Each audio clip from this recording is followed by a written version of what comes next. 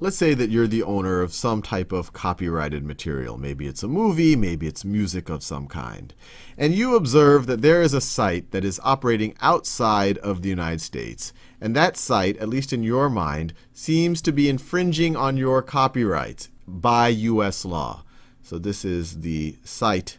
This is the site in question, and you are saying that it is doing illegal things, at least by US standards. The problem is that there's nothing you can do. It's operating outside of US soil and outside of US laws. You could even go to the government. Even if the government wanted to do something about it, it really couldn't, because once again, it is outside the US jurisdiction.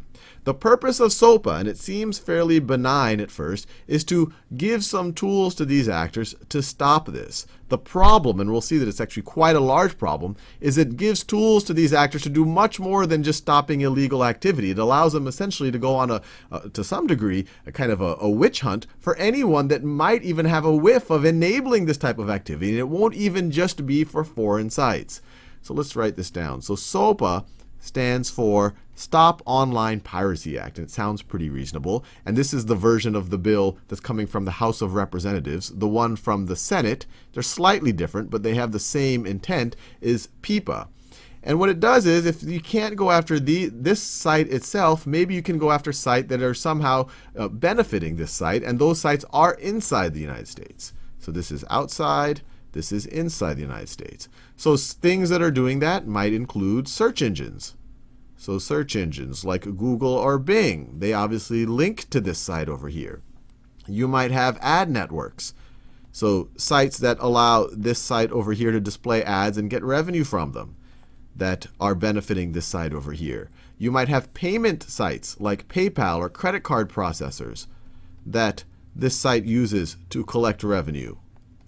And maybe most importantly, you have things like the DNS servers within the US that associate this site's domain name with the actual servers. And I won't get too technical about it, but when you type in something like www.shady.foreign, and once again, we're going to see that this site might not even have to be shady or foreign. But when you type something like that in, there are servers in the United States that associate that with these servers that might be operated outside the United States, that associate this text with a number that points to this website, that points to this website's servers.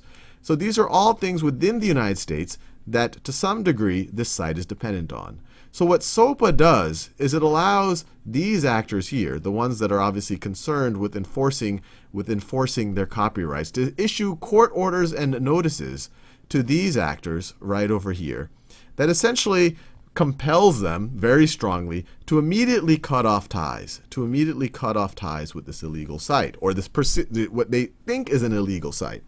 Now, that might seem reasonable to you, except for the fact that it's kind of a shoot first and think later type of policy.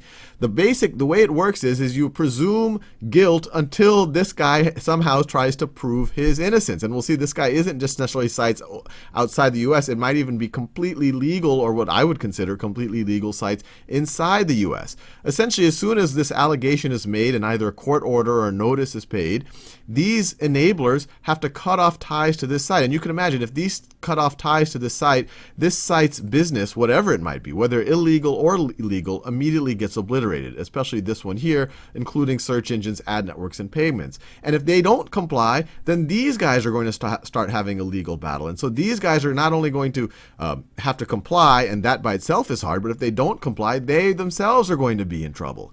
Now, it gets really obviously creepy when you start going into, so when you think of just a spirit, you're like, okay, maybe this is, we can work around this a little bit. But it gets creepy when you, even though this is the spirit of the legislation, when you actually read the wording of the legislation. And obviously that's what matters, not the name or the intent, but actually how it's worded. And the way it's worded, it's pretty clear that its intent is to go after much more than just a site that's explicitly selling illegal pharmaceuticals or allowing people to download movies or video or movies or music that these owners don't have access to.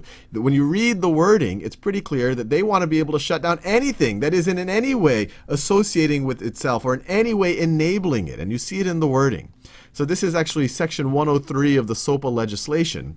And this is how they define a site that is dedicated to theft of US property. So an internet site is dedicated to theft of U.S. property if, and so, it's usable by people in the United States. And then this is interesting.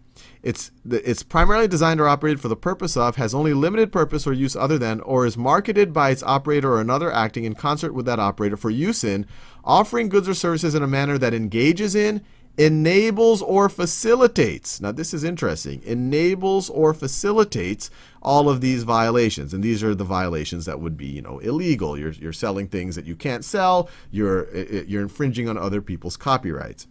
And it might seem harmless, this enables or facilitates, until you think about what that could encapsulate. If I have a site, I guess I am part of a site, Khan Academy. Let's say someone puts a message on Khan Academy, and from Khan Academy, they link to a site that actually is really illegal and that is really shady. They link to it in the message boards. Well, under this, am I enabling? Is Khan Academy enabling or facilitating? And if that's the case, then Khan Academy, by this definition, would be considered to be a site that is dedicated to theft of U.S. property. And there are much bigger players than just Khan Academy that can be thrown into this bucket. Players like YouTube, or Vimeo, or any site, or even a news site that allows people to put comments or allows people to put images, things like Flickr, that maybe in some way the user is infringing on the copyright. Now all of a sudden the whole site, based on this definition, the entire site can be defined as a site dedicated to theft of U.S. property. By this definition, YouTube could be that if it's viewed in kind of enabling or facilitating. Khan Academy, any news site could be viewed like that way. Vimeo could be viewed that way. A photo sharing site could be viewed that. People might take a photo of something they don't have the copyright to and upload an image. And all of a sudden, by this definition, based on just a sense that that's being violated, they won't just be able to shut down these blatantly illegal sites. They will be able to shut down things like YouTube or Vimeo, or even things like CNN.com if someone puts a message or an image that they think is somehow violating. And so it's not just going, right now the methodology is if there's some content on YouTube or Vimeo or some other site that they feel is infringing on their copyright, there are laws where they contact YouTube directly, they point them to the content that seems to be infringing, and then YouTube or Vimeo or whoever will take down that content. But what this allows them to do is shoot first and think later. Oh, look, you are enabling that. If they can convince some court to give a court order, or even they can start giving notice to these players right over here to cut off ties with major, what I would consider very legal sites like YouTube or Vimeo or CNN. And it's really almost any site that allows people to upload things onto it or put links on it, which is almost Facebook is another one. Facebook. Anything that has user-generated content, if on just a whim, they could take down the entire site, not just take down that user-generated content. They could, with convincing just one judge or convincing just any of these, they can cut off ties with Facebook, not even making Facebook.com point to Facebook anymore. CNN, they could just completely take down these sites on a whim. And it gets worse than that, because you would say, well, look, if they're taking this down on a whim, and maybe they kind of thought it was, but they didn't do their homework, and they later realized that it wasn't copyright infringement, couldn't these guys sue back? Although already the damage would have been done. These sites would have been taken down. They would have lost millions or billions of dollars. Millions or tens or hundreds of millions of users would not be able to access these things. And this would also be true for Wikipedia. If someone uploaded something where it wasn't completely 100% vetted, they could take down the entire site, not just that content. And you say, okay, that's bad enough, but couldn't these people say, hey, look, you wrongfully took us down, we're going to sue you now? Well, to see that they can't, and to see how one-sided this legislation is, notice the threshold for being able to sue back if you kind of misrepresented a violation. The only way you are kind of held accountable is if you knowingly, materially misrepresented the violation.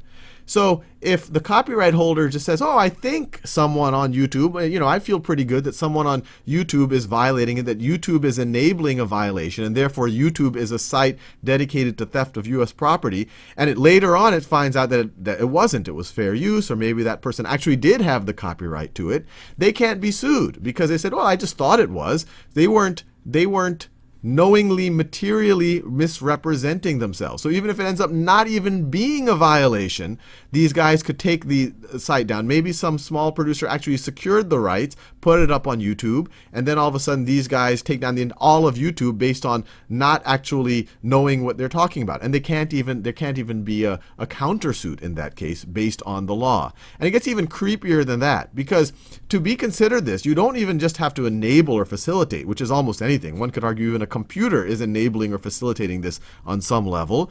But you are considered to be a site dedicated to theft of U.S. property, even if you do nothing illegal, even if you don't even enable anything illegal, but if you just take actions that make it difficult for authorities to confirm that you're doing something illegal. So if you view this in the physical world, obviously some people are doing illegal things in their homes.